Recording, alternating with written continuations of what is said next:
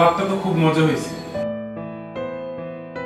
শশাটা একদম কসকস ফ্রেশ, এখন শশার সিজন তো। যে শশাগুলো আনা হয়েছিল সবগুলো ভালো ছিল। আসসালাতু খায়রুম মিনান নাওম।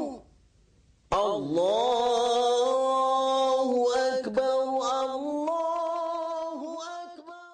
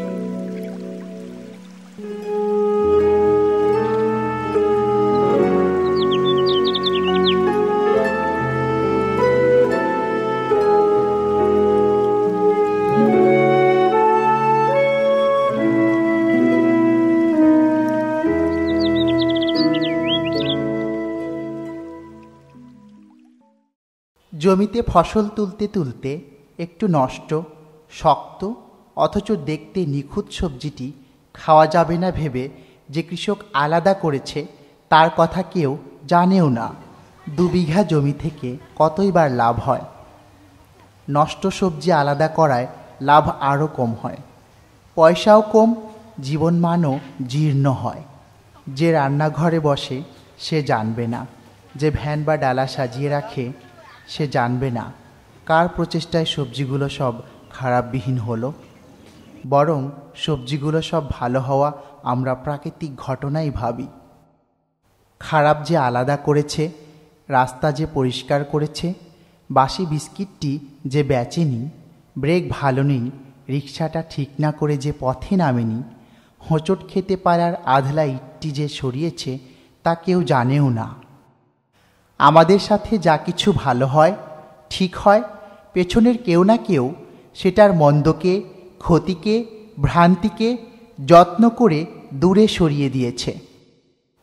কোথাও না কোথাও, কারো না কারো যত্ন ত্যাগে আমরা ভালো আছি।